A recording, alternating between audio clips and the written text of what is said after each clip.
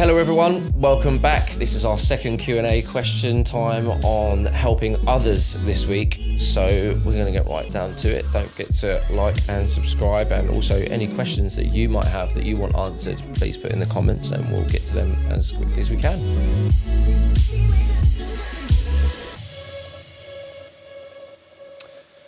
Okay, the first question that peeled from Instagram was, what motivates you to work as it says life coach, but I'm guessing you probably wouldn't put yourself down as that, but somebody who consistently helps other people. What motivates you to do that? I think that there's so many people like myself that don't have the answers about what it is that's wrong, what it is they need to change, what they need to achieve, or how or where they're going. So I just know what it is to feel lost, what it is to feel in a place of no one to go to for the answers that you're looking for, or even know what the questions are in the first place. But just know that I need a direction. I need to go somewhere. This is not working for me where I'm at right now. And we're not taught enough about any of this stuff, about how to become the best version of ourselves. So I just think it's a beautiful thing to share everything that you learn with the world as much as you possibly can, because it's free as well to help other people, right? You know, it's free and you get reward from that, not only from the universe, but internally as well. It's just nice to know that you're doing something good. My relationship with that has changed though, because I did get to a point where it was extremely unhealthy. I was messaging every single person back, every single inbox message that I had from anyone asking for help.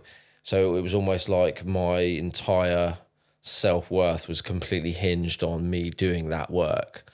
And now I feel in a different space where it's like the videos, the time and the effort that I put into making them, into doing a podcast, and that's enough. That's enough. That's enough to help people. That's enough to put out.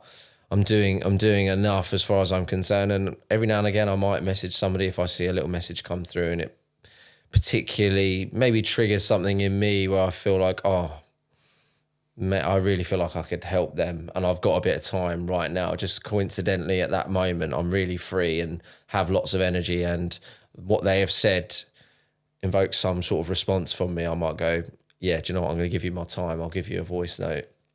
But outside of that, I feel like it's important to like have that balance now where I don't get so engrossed in helping so many people every day, all the time. Yeah, that actually leads perfectly into question 2, was what challenges have you faced while helping other people? Yeah, so that the challenge can be one that it becomes part of your self-worth is so hinged on being there and available to these people all the time, feeling responsible for them. And don't get me wrong, I can genuinely mean responsible for someone's life, because people can be in such an unhealthy situation mentally and emotionally that when they are leaning on you for this support, this advice, you are literally their only person, even though they don't know you. This is totally through social media, through a video they've seen, and they'll send you a message. And as I said, I was replying to everything. And then they just want more help. They need more engagement. They need more time. You know, and I have had people saying how suicidal they felt. And I'd get messages to say, if you don't reply, I'm going to kill myself. And it's like... the worst of the worst, that is then. Yeah, and obviously that's only ever happened once, to be fair. And I did reply, but that was kind of towards the end of my time of being so invested in it, because I was like, this is too much. This is too much. And also, you know, I'm not a mental health professional, so I shouldn't really be giving people mental health advice, which I always did say anyway at the start of every conversation, but it was affecting me to the point it was like, wow, this is a lot of time, a lot of energy. And I think also when I was doing a lot of lives as well, and I did message somebody else off of a live that I did, and this young lad ended up dying. He committed suicide, even though, you know, I did help him. He went into rehab and it was, it was going okay. And then he just kind of fizzled out of communicating with me. And then I didn't hear anything. And then a year later, his sister was on my live and let me know that he died from an overdose. And he was like 19 by that time. And I was like, that broke me in half. On the live, I sort of burst into tears. And I was like, yeah, again, like it was just taking a lot. And it's like, if it's taken so much to the point where you're not able to give as much to yourself, then it's a problem. But there is so many people that need help all the time. And I think you just have to kind of find that balance where, you know, right, I'm doing enough. You know, the videos is enough. The help that I'm putting out there is enough, and people engage with it and they like that, and that's helping them in one way or another. Take it if you like it. If you don't watch it. Yeah. That's enough. Do you know what I mean? That's enough for me to do now. So I guess that was my own thing that I needed to work through as well, knowing that I didn't need to help other people to feel validated into being a good person. That was what it was. I felt so low and such a bad person for so many years that when it came to being able to do something good for people and using that suffering to help others as well, it was like, yeah, it really felt great for me to actually finally have that shift. And, people really like me for this. People really appreciate me for this. And having that huge contrast was probably a little bit addictive for me, I guess, considering my nature. So, that would be my answer on helping others. I feel like the first three questions have literally led into each other perfectly. Because the third one is there a time when you shouldn't help other people? Which is a brilliant question. Yes, there is a time where you shouldn't help other people, when you need more help yourself. I think it's difficult to be helping and guiding others when you don't have your own life together. When you don't have your own mental health together, you don't have your own shit together, for lack of a better phrase, because you're the person who needs the help from you. I think that's what everybody gets stuck on as well, because it does feel so good to help other people. It's very rewarding, internally, externally, everything. It's so good and it can be like a drug, but it can distract you from yourself. That's the biggest thing. If people are doing it all the time because they can't deal with how they feel about themselves, and helping others makes them feel good about themselves, and that's the only reason for doing it, instead of just wanting to help other people, not what it gives you, which it does without, whether you want it or not, it will give you that validation. It will give you that dopamine hit of being a good person and feeling that reward of watching somebody's face smile or somebody's life change. There's almost nothing really higher as a reward. But if you are not so well yourself and you're doing those things, it's not going to end well. It's not going to. It didn't. Like I said, for me, it didn't. For me, like doing all of that didn't make me feel good towards the end. It just made me feel sad. It made me feel really drained, and also it showed me and exposed me to how much and how many people are broken and are hurting every single day.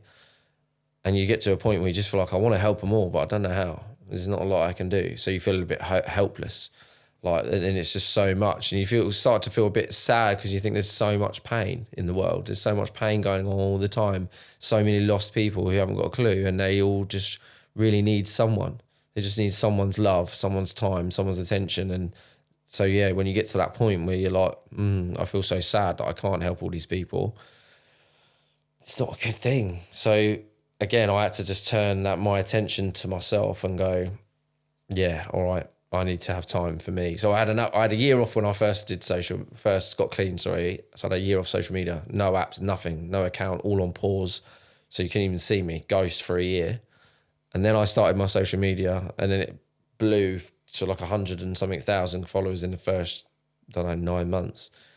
And then that was after that year of doing that, I stopped again, and I stopped posting. I think I did like 2 or 3 posts in the following year. So I had like another year off essentially. I still had the apps, I just wasn't engaging with it really, and didn't really do anything with it. Every now and again I'd look at it, but I was quite adamant that I needed to help me, and that I'd already done enough with all of the work. I'd already paid my debt to the universe that I felt I owed as well. So now it's my relationship is totally different with it. So now I feel I could come back into it. I'm not dependent on it. You know, I've got it on separate phones as well, so that I'm not too engaged with it. I can leave that phone wherever, and I don't even have the apps. I don't have social media on this phone. You know, that's my social media phone, but that doesn't come everywhere with me. Normally it stays at home. I don't normally bring it out. So if you can't have a healthy relationship with helping other people, then you shouldn't really do it. And also, if you are not capable of daily giving yourself everything you need, if you are someone who would compromise yourself to help other people, or ignore your own needs, or ignore the fact that you actually need help, just denying it, you know, blatantly just thinking, well, look, if I'm doing all this good, that makes me look good and everybody else will see that I'm fine. Yeah. You still shouldn't be doing it. It's not good, because one, the advice you'll be given is going to be wrong, and two, you're going to end up fucked. You're going to end up in a really difficult situation but bear in mind, I was always consistent in everything that I did for myself whilst helping other people anyway. So I never really gave up on me. I was always investing in me. But obviously, since I've stopped doing it so aggressively in terms of communicating with everyone, I've allowed myself to have more time for me again. So my investment into me has gone up loads. So now I've got like a much bigger piece of my daily pie that has to go to me. And now I can give what's spare to helping others, which I think before the balance was way off. The balance was way more towards helping other people. So yeah, I feel like that's an important thing to have down if you're going to consider helping people. Yeah.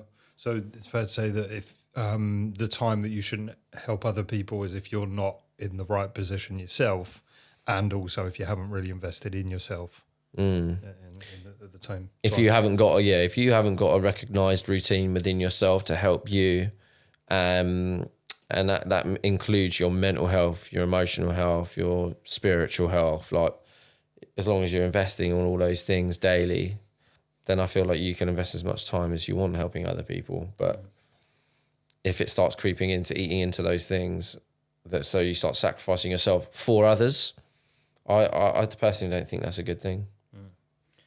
Here's a good question. What changes have you seen in people that you've been helping whilst you've been working with them? Whether that's, I guess, on a one-to-one basis. And also, I think that's a good way to rephrase that question would be both ends of the spectrum. How have I changed? In them, what positive changes have you seen in them after working with them?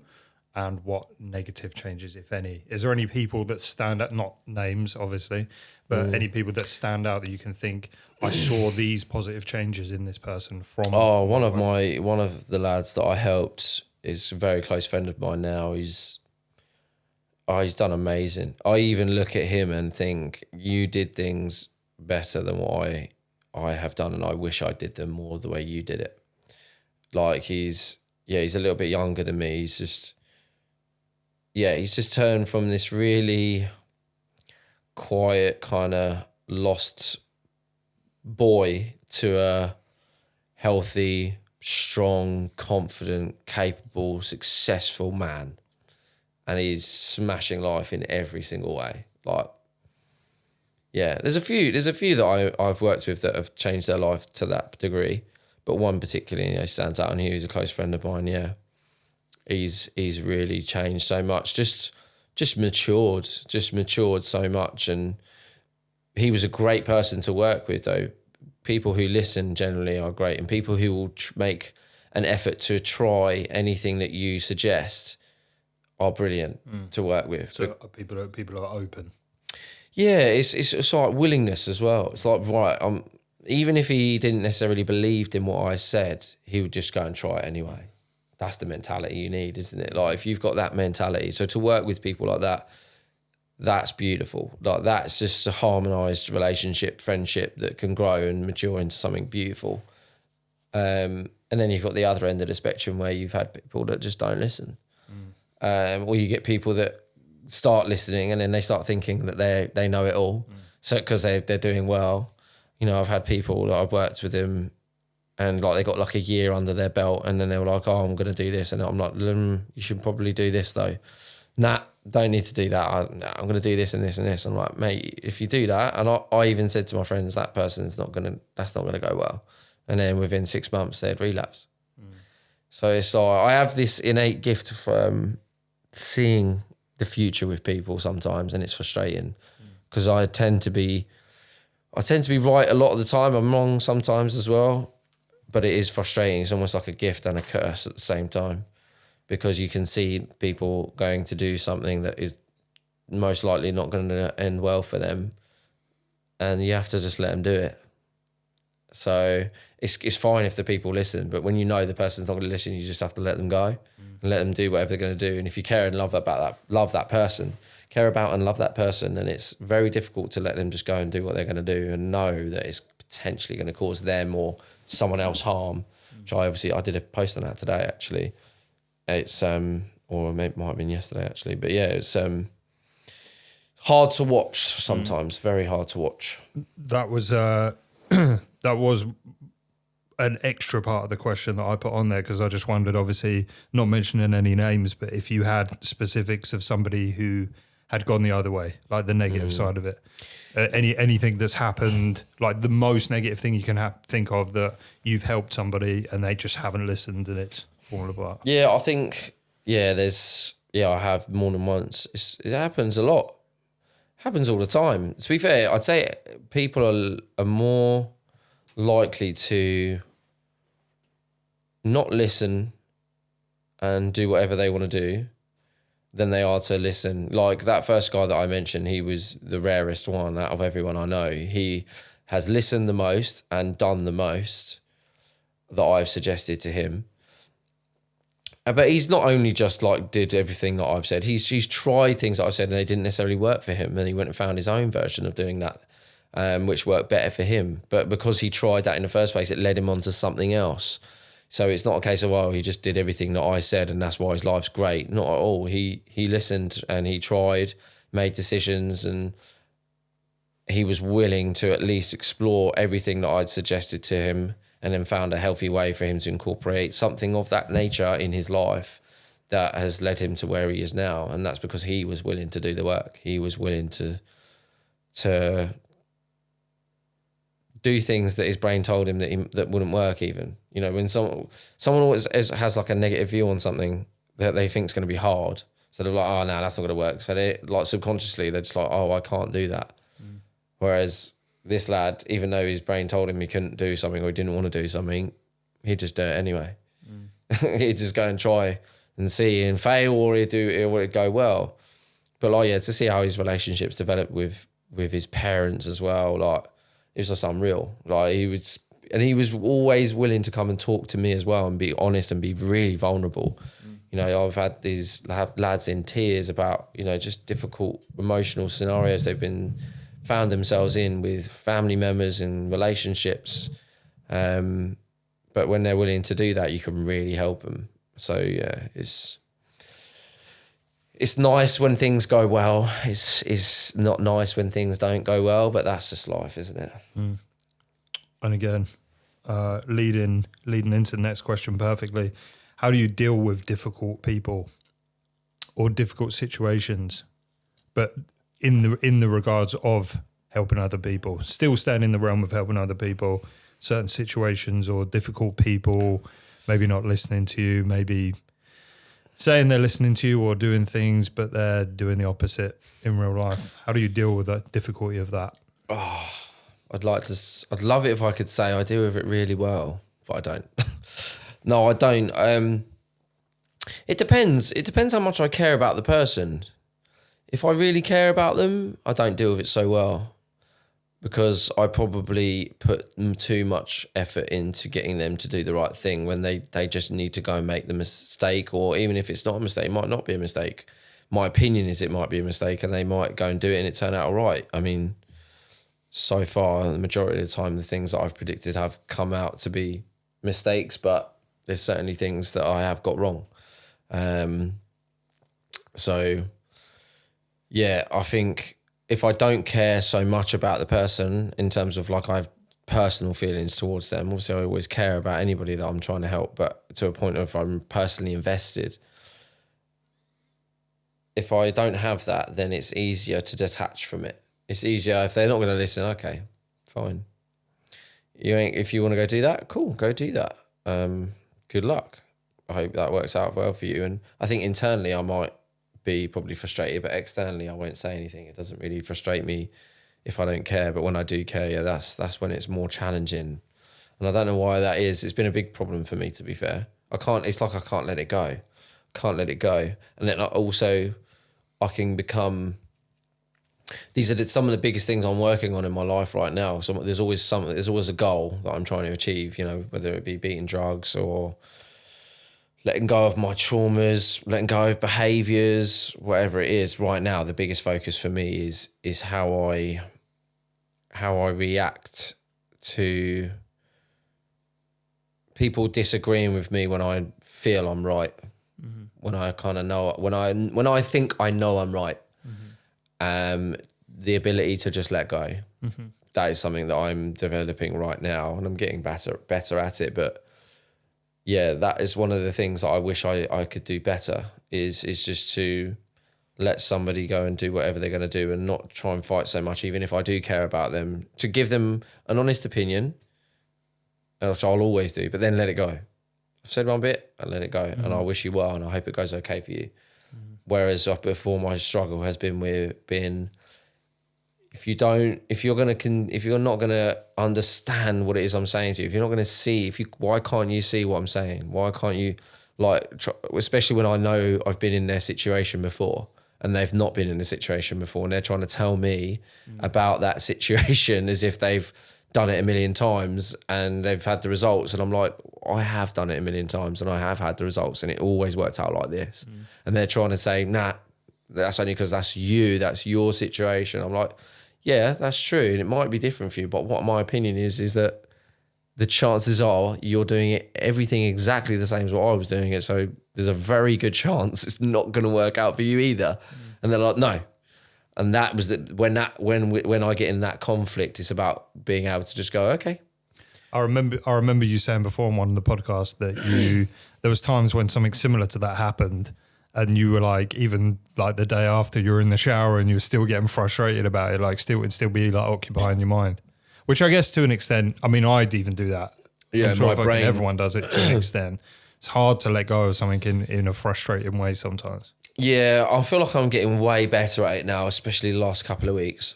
But I think the important thing that I learned about all those scenarios is the people that I was getting frustrated with. One, I really love them. I really care about them a lot. So that was why it was probably more important that I wanted them to see what I was trying to say, to protect them from getting themselves and others hurt in doing what they do.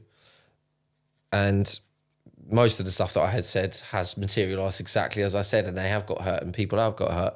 And that's the frustrating thing. But I had to accept, one, that they need to go and do that. Two, that I could be wrong.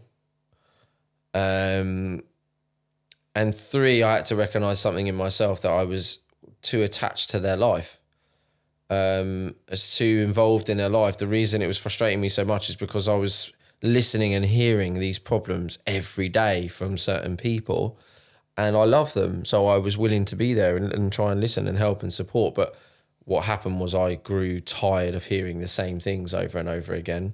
So my patience was thinner. Therefore, the way I delivered things was worse. It wasn't from a caring place, it wasn't from a kind place. It was from a place of frustration, a place of almost disappointment. And that is not helpful to those people that I loved.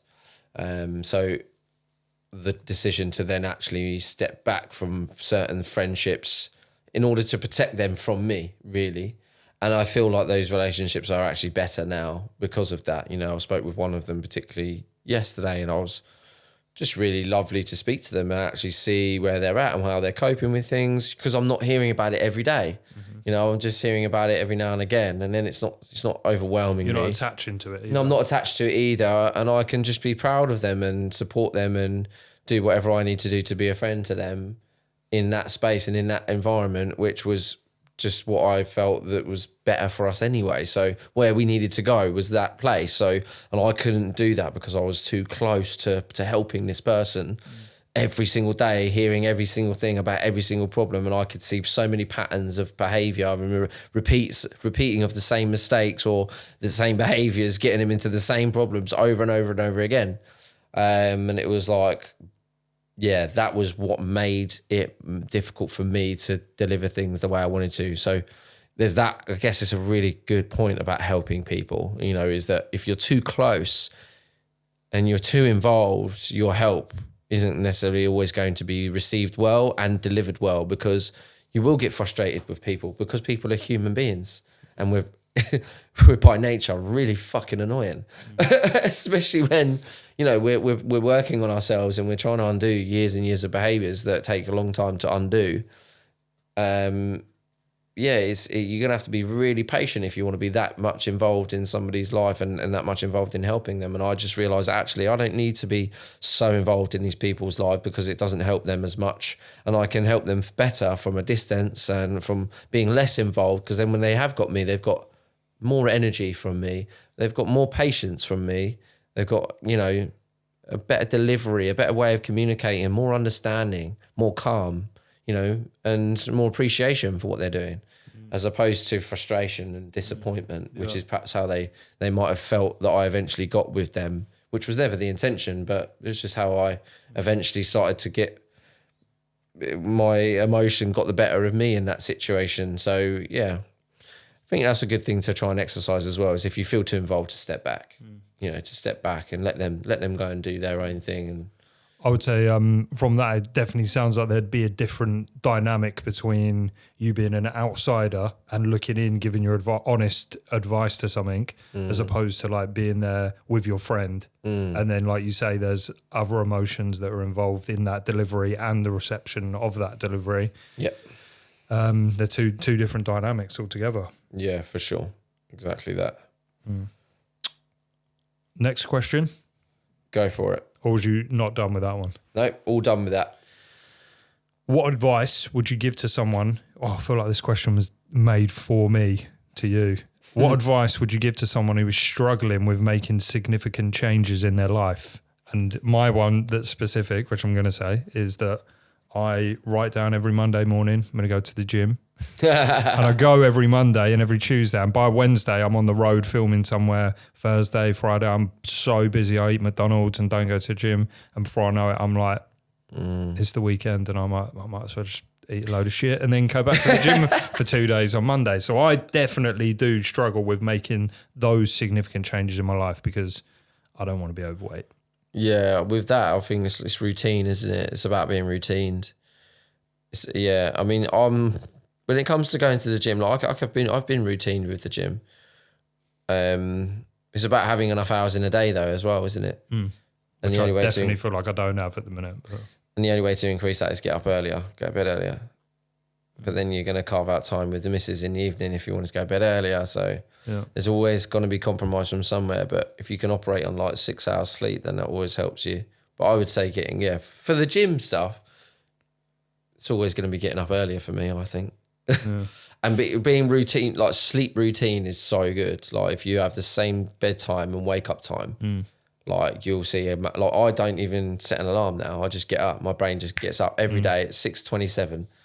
I'm awake. Specific. Yeah. My alarm goes off at 6:30. I sort of hijacked that question really, because I made it about the gym. Yeah. But the question is really just in general, what advice would you give to someone who's struggling with making significant changes in their life in general? So I guess that could be any aspect really. It could be with their savings, could be whatever it is, but just in general, someone that's struggling to make changes. It's about asking. I think I'd say it's about asking questions as to why are you struggling to make changes? What are the problems? What is it you're trying to achieve that you're not achieving? And then how do you apply yourself to achieve those things on a daily basis? But yeah, it's such a broad question. You couldn't answer specifically unless they tell you what it is they're trying to achieve, I guess. But to achieve anything is it for me. Like I said, routine is the one thing that's going to help you achieve stuff. So, but then you could say, what if I'm struggling to get routined? Yeah. I guess if I could have my little 2 cents input, I'd say the one thing that did help me in most areas of my life is habits, daily habits. Yeah. Writing down habit tracker and simple ones and just ticking them off every day. So there's one thing that like, if you're struggling to invoke big changes in your life, or you're like, it might look, you might create, say, a picture of what it is that you want to achieve. And within that picture, or let's say a list of things that you want for yourself or to be able to do, that in itself is massive. You know, the end goal is massive of what you want to achieve. But the actual getting there is not as hard as what that end result looks like, because you can actually break it down. I would always say break it down. So, my routine at the moment consists of 5 things every day that I do. And then it also consists of, doing therapy every week as well, and some form of physical exercise, which I'm a little bit shit at, to be honest. But I will always try and get out at least once or twice a week. I mean, if I can play squash and stuff like that. But to get to a point where I am doing the 5 core things every day and the therapy every week, I didn't just go, right, I'm doing that. It was like, right, it's taken me 4 years to get to this point. And I've implemented loads of different things throughout that time. And each time I just added one thing, just one thing. So you went through the age-old thing of doing something for whatever it is, 7 or 21 days, whatever it was, until it becomes a habit, and then you've brought them in individually instead of going all in on. It doesn't necessarily need to become a habit, because you might try something that doesn't actually work for you. You might hear about something that you want to implement and go, I want to do that. You try and implement it and it doesn't work. It doesn't. You don't get the feel for it, in the same way that maybe others would. I do think there are certain things, even if you don't get a feel for it, you should just be consistent and they will work for you anyway. But I would say it's very simple. Just break it down to one thing. Right, okay, what do I need to do tomorrow? If I need to start going to the gym, say that I need to buy myself an hour, right, let's break it. So getting up an extra hour early every day immediately is quite hard. I'm going to go 15 minutes earlier tomorrow. And then the day after that, I'm going to do 30 minutes. And then the day after that, I'm going to do 45. And then the day after that, I'm going to get to an hour. Then right, it's taken me 4 days, but I've bought myself that hour now. Mm-hmm. You can even do that per week. Okay, this week, I'm just going to get up at 6:15 or 7:15. Next week, I'm going to get up at 6:30. Following week, I'm going to get up. You can always give yourself time to get to these places. I think everybody struggles with the mountain of a task. Yeah. When you think about, I want to go to the gym every day. Okay, that's hard to get to a point where you're in consistent routine. So, right, okay, this week I'm going to go once. Next week I'm going to go twice. Following week I'm going to do 3. And then the following I'm going to do 4. That's a great answer, actually, yeah. Do you know what I mean? It's break it down. The end goal is fucking hard. I want to go to the gym every day, because you're always going to let yourself down. Yeah. Because it's hard to just fucking dive. Because especially when you've already got there, you've already achieved it once, you almost feel like, I know I could do that. Yeah. But if you probably go back to your original time, maybe you was a lot younger. So to go straight back into doing that much exercise 5 days, you'd be fucked after your first week. Right, okay, so I can just break it down. I'm just going to do 1. I'm going to do 2 the following week. I'm going to do 3 the following, and then 4 and 5. Same with anything. What's your saying? I only have to go to the gym once next week. I'm not saying anything. That's how you talk to yourself. But yeah, I think, and with me, I did different things. I've done running. I picked up running for ages. I said to you, I'd keep doing that as well. I always loved running. But it is about being motivated to get up. And bearing in mind, I have so many things that I already do for myself. To add another in, it's like, whoa, God, I have to get up even earlier. So there is the end goal that's the difficult part. But if you can break it down, it's like, okay, what's the next step? Okay, that's the jump you're talking about. I was talking about, say, life as an analogy is like a fucking long jump. There's fucking 20 steps before you have to do the jump. Yeah. You haven't got to think about the 20 steps and the jump. You just got to think about the step, the next one. Okay, I'm going to think about the next step. And the next step is, I'm going to go to the gym once for half an hour. Can I do that? Yeah, that's probably not a lot to ask. Can I squeeze that in? Yeah. That's not too hard. When you break it down, it's really not a lot, and then it builds over time. It's the same with anything you're looking to do, to grow, to change, to become the better version of you. Everybody wants the result, and to get the result, it's a mountain. It's like, no, but I'm at the bottom of the mountain, and all I've got to do right now is pick up my backpack and put it on. I've got to start walking. Yeah, just take a couple steps. Can I do that? Yeah, can do that. Do you know what I mean? So that's the advice I'd give to anybody, is whatever it is you want to achieve, don't look at the end of it, how that, and as the goal. Look at the first step of it as the goal. And going back to helping other people, Do you think that it's important for us as humans to help other people? Absolutely, I do. Yeah, no, I think everything and everyone would be better if everybody was willing to help one another more freely. You know, without wanting a reward, just for the act of kindness alone. Yeah, I think if we really applied ourselves into that as an endeavour, as from society, groundbreakingly changing that would be. Can you imagine if we lived in that world? How insane that would be. It'd be amazing. That would be insane, wouldn't it? It'd Be amazing. So cool. If everybody had the daily agenda of helping at least one person. Yeah. Or can you imagine, just for a minute, imagine if we lived in a world where everyone was just lovely. How weird that would be. Be like you walk strange, outside and you're like, morning, and they're like, morning, and they're like, do you want me to come over? Truman Show. Yeah, yeah. And then like you go to Frost's, which is up the road, and well, I mean everyone is lovely in Frost. To be fair, they are. But you know what I mean? And you go places and they're like, you go to pull into a car park and someone's like, oh, do you want to, I'll pull out, mate. You can have my spot if you, do you know what I mean? It would. How mad it would be if everyone was lovely for a day. It would be amazing. So much more would be achieved. I've got an idea for a film now. It would be an absolute game changer. If we all woke up every day and set a goal of saying, I'm going to help one person today, even if it's a small thing.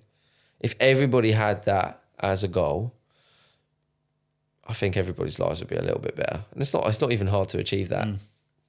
Just to say I'm going to help someone today for free, and I don't want anything back, and I'm not even going to tell anyone either. Yeah, I'm just going to do it. Oh, game changer. Yeah. There's so I was telling you before, one of my favourite books, The Power of Now by Eckhart Tolle.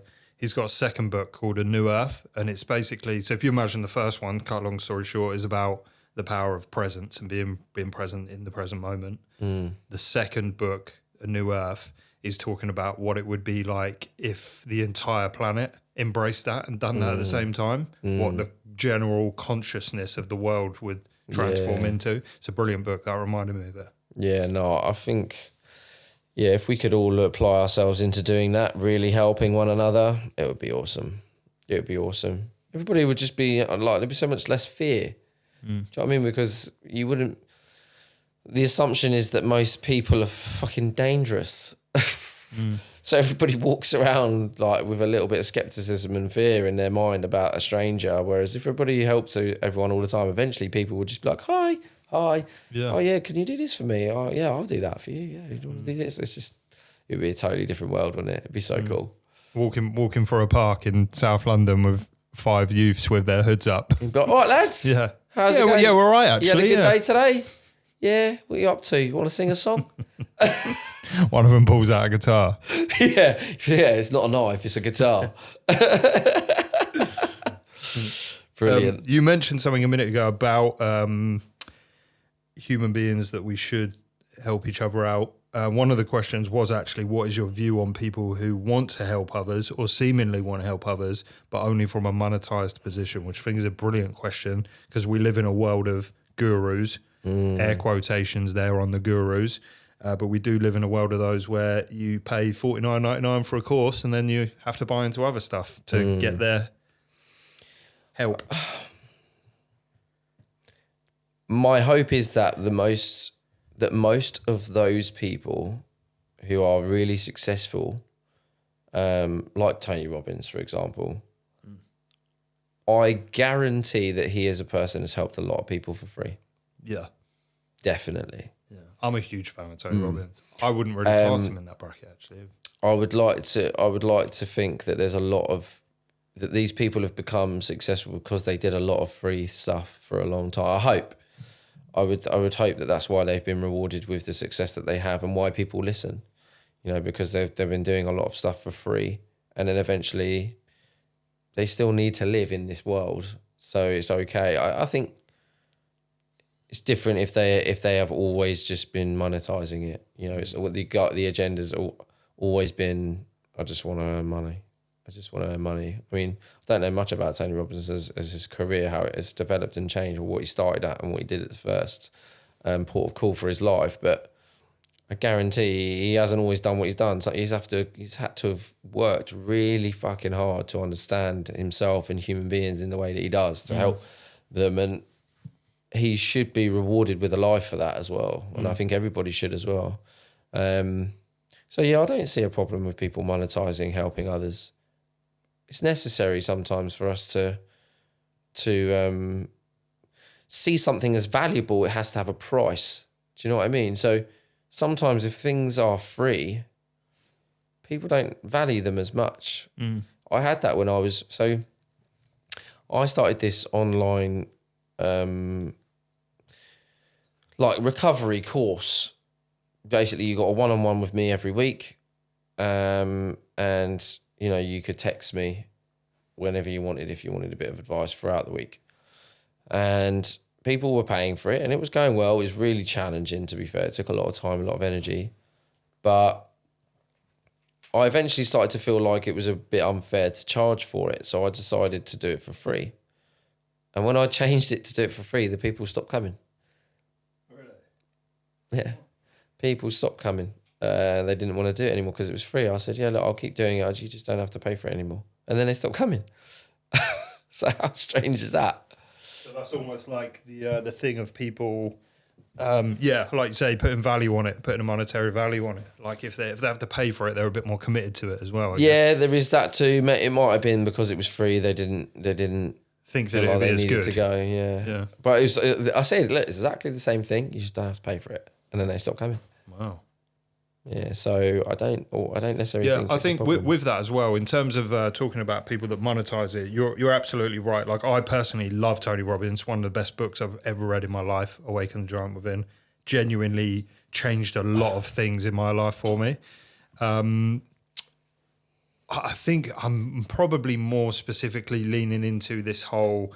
There's a whole world of toxic self-help that's out there in the world, and there's a lot of again air quotations, fake gurus online. There's a couple of people. Actually, I will mention their names because they're never going to watch this probably. But Grant Cardone, and who I've filmed before, and Dan Locke.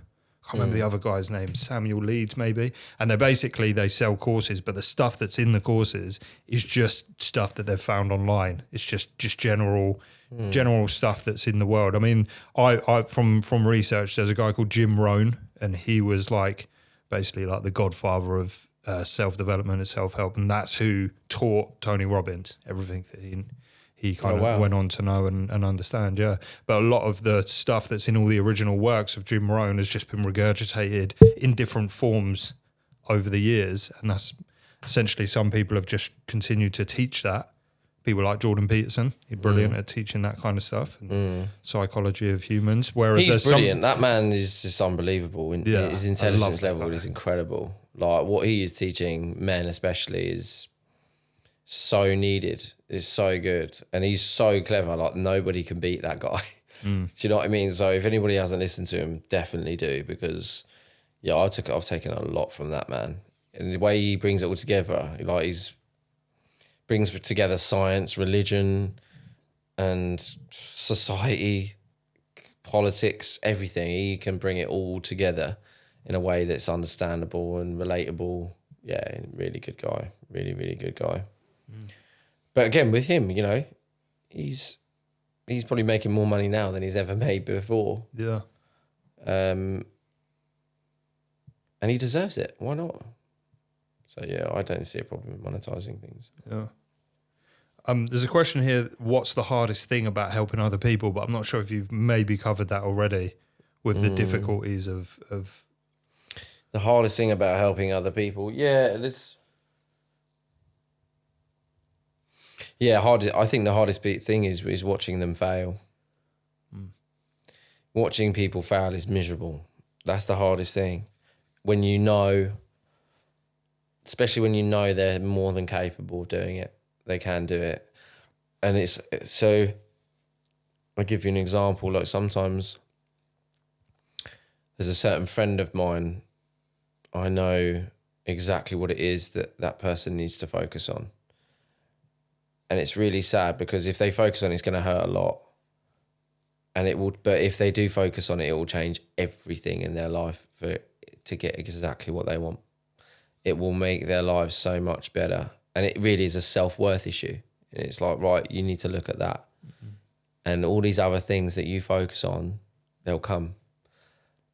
And they have the intellect, they have the ability, they have the strength, the resilience to do it. I know that with all my heart, but their body, their brain will not let them do it at the minute. It's in, and knowing that, you know, if they did that, their life would be amazing. You know, all the dreams and ambitions they have would all come together as a result of doing that work. And it's so painful to the point where you just have to kind of step back and let them do it. You know, let them hope and just hope that they get there. Hope that they get there on their own, that they find their path to that door. The answers are behind that door, and they basically look at all the other doors because that door's too scary. That door is going to be painful, but that's the one door they don't open all the time. They open all these other doors that they've tried a million times, and they have been successful at the things behind those doors, but they haven't fixed what needs to be fixed, which is behind this door. It's like, just knock on that door, open it. Stop avoiding the door. Don't avoid that door. If you look in there, it's like Pandora's box though, because once you open it, you're fucked. It is scary, and you know there's a lot in there. But then suddenly everything just comes together. It's like, well, I need to look in the right place if I keep looking here. And when you see people looking, basically it's like a pattern of behaviour that they've always had, then they just keep repeating it over and over. And it's like, look, fucking go and do this. I promise it'll work. And they're like, oh yeah, I'll do that. And then they can't. They just can't do it right now. And that's the saddest thing. It's like banging your head against a brick wall. And also when you're trying, sometimes you explain it to them, they're like, nah, that's not what I need to do. And it's like, it really is. I wouldn't be saying it if it wasn't. You know, I wouldn't be this adamant, and I wouldn't, you know, I love you, so I wouldn't be saying this to you if I didn't know that this was the right thing for you to do. So yeah, that's probably the hardest thing I'd say about helping others. If you were helping somebody in a certain situation in their life, is there ever a point in that situation where you should stop? Yeah, always, 100%. It's harder. It depends on the person. Like, I'll use family as an example. You know, I've spent so much time and energy trying to help one particular family member. And it just drained me so much, and it was so sad, and the person just carried on hurting themselves, and every time went back to basically undone all the work that you did. Everything that you did was thrown back in your face. And it's not because they didn't care, they were just really unwell. And I think eventually what happens is you start to resent the person, and you start to be really just blunt and short, and then you're not helping them at all. So then it's like, that's when you stop. And also, when helping them is enabling them. So for example, if an addict if you're helping an addict, and they always say, people say, you should never give up on them. You know, it's your mum or your son or whatever. There is a point where helping them isn't good for them anymore, because you're basically saying to them, no matter what you do, no matter how much you hurt me, no matter how much you lie, cheat, steal, rob, whatever it is you're doing, because that's generally what addicts do. And this can go for any situation in anyone's relationship with someone. It doesn't have to be about addiction. But it gets to a point where it's like, if you're still there, you're just teaching them that no matter what they do, you're going to be there. And also there's no consequences to their actions. So they can do anything and you're still going to love them and support them. It's like, nah, that's not helping them. That's teaching them that they can carry on, and they know they can carry on doing exactly what they've been doing for however many years now, and you're still going to be there on the end of the phone when they need you. That's not helping them. That's enabling them. That's the point where you say, I'm sorry, I have to love you and do that from a distance. I'm not helping you anymore. I'm not doing anything for you anymore until you want to do something for yourself that's different to what you've been doing. Until then, I don't need to speak to you. I'm not your agony aunt anymore. You know, I'm not here to just listen to your insanity or the shit that you're doing. I don't want to know. You know, you come back to me when you're ready to change and do something and show me that you're doing it, and then I'll help you. Till then, I'm done. I'm out. Yeah, I always think that's important. So that's effectively like saying, I know that rock bottom is going to be a better place for you to start from. So I'm taking myself out of the equation. So you experience that and build from there. By enabling them, you're preventing them from reaching rock bottom. Yeah. So you're acting as I like get almost like a barrier between them and where they need to get to in order to feel pain. It's like sometimes you have to allow people to suffer, because if they don't, they're never going to learn the lesson they needed to learn to get to the place where you want them to go. So you have to kind of let them go. And in doing so, also the pain of losing you might be enough. Do you know what I mean? The pain of losing, oh my God, what? I never thought they'd leave. I never thought they'd go. Suddenly they're gone. Ouch. That fucking hurts. And if it wasn't enough, you not being there, they weren't going to change anyway. So you were just wasting your fucking time. Do you know what I mean? All that energy you were putting in, if you were completely stepping back, abandoning them until they want to help themselves, and if they still then don't, they weren't going to change for anything that you did while you were there, were they? If the pain of losing you isn't enough for them to change, then they weren't going to change anyway. And it means that their rock bottom is much further down than you anticipated, and they're going to have to find that themselves. But sadly, that's a journey they got to do alone. And that is all we've got time for on helping others. So thanks for tuning in, and don't forget to like and subscribe. Click the button below. Thanks for watching.